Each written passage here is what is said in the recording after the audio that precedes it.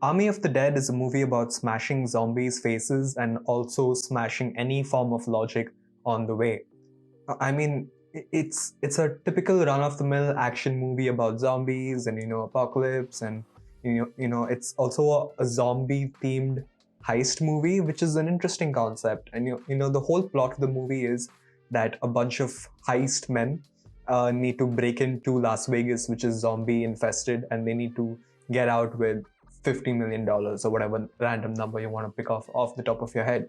And so it has an interesting concept, heist movie, but with zombies. And Zack Snyder has managed to make shambles of that as well. And don't get me wrong, it looks visually interesting, as all Zack Snyder movies do, but there's just so many plot holes and so many gaps and so many cliches and things that don't make sense that it's just not worth watching.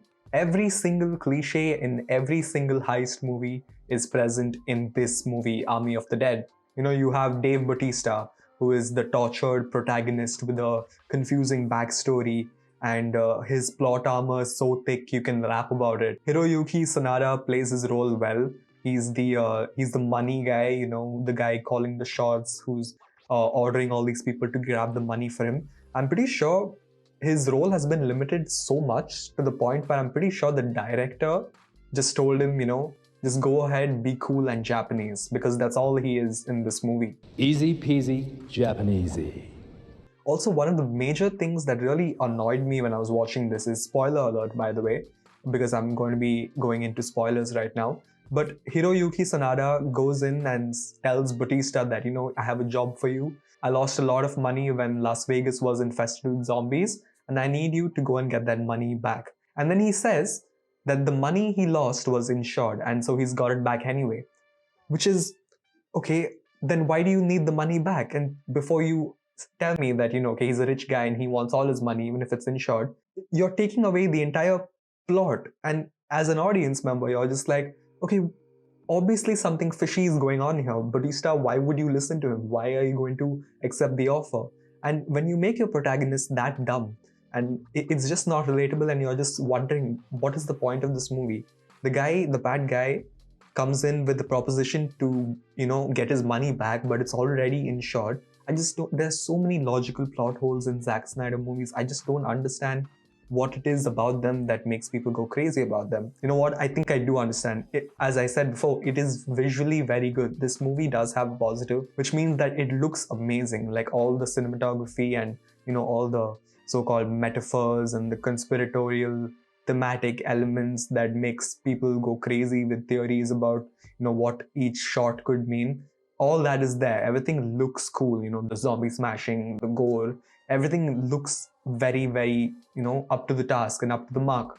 But just the logic just doesn't make sense at all. There are so many cliches, especially in the setup of the heist.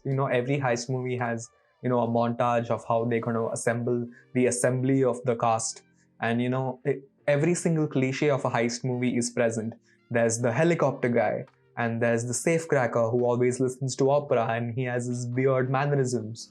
There is the muscle, there's the emotional connection, there is the amateur, and then there's the fodder that dies immediately, in the first 10 minutes or so. So every single cliche of a heist movie is present in this movie as well. So if you're, looking for cliches, then you've got it. A lot of things in this movie just don't make sense. Like, a lot of things, it seems like the director was like, okay, I need this story to move to this point, and how do I make that happen? Oh, I'll just throw this character over here. Let's make him a stupid character. Let's make him, do something that's absolutely insane, and let's move on from that. And the example I'm going to give you is this whole shock element that they want you to feel as an audience, that the pilot driving the helicopter has gone away, and it just feels so unnecessary. Why would you do that? It makes no sense. And then you realize, okay, the only reason they did that was so that the bad guy can jump into the helicopter and spoiler alert, kill Batista. And it's just like stupid decisions made by the characters in the movie make you really frustrated when you're watching the movie, because you're like, no one's gonna do this in real life. No one can be this stupid. You're only being stupid for the sake of the plot.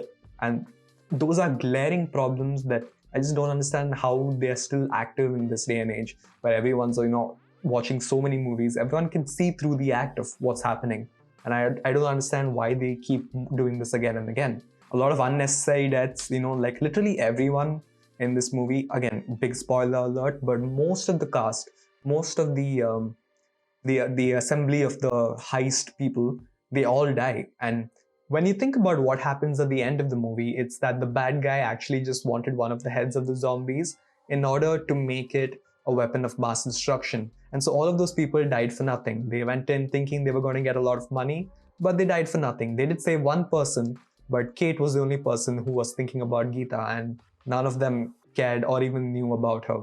And so all of those people died for basically nothing. They were just taken out like every heist movie. One person dies, the next person dies, and they all come falling down until the last protagonist, who's always saved for the end. I'm going to compare this now to Saving Private Ryan, which is also another movie about a lot of people dying for the sake of one person.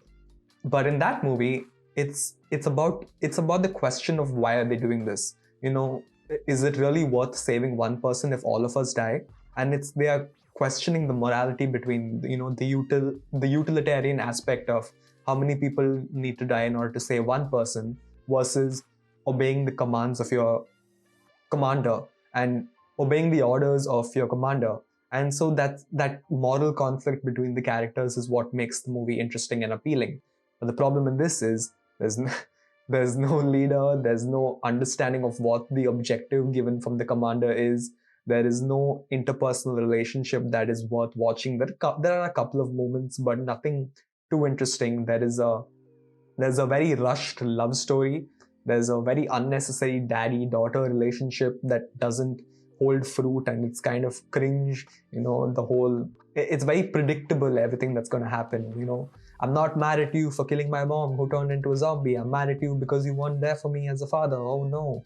And it's just things that we've seen so many times before, and they're just done again and again, but it looks good. And I think this is, I don't know if I'm repeating myself, but Zack Snyder movies always look good, and it's a smokescreen to realize that the movie actually doesn't make any sense at all.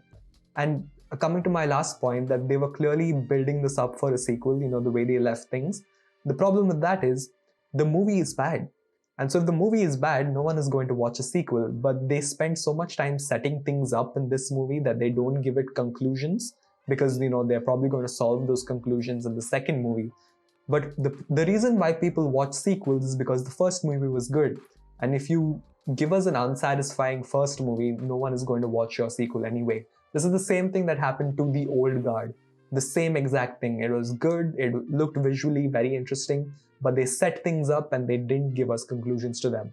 Instead, they gave us teasers for a second movie that I don't think people would watch it. I'm sure people would watch the Old Guard sequel, and people would watch the Army of the Dead sequel, but no one would anticipate it. By the time they watch it, they won't even remember what happened in the first movie. It's just easy, blood, guts, gore.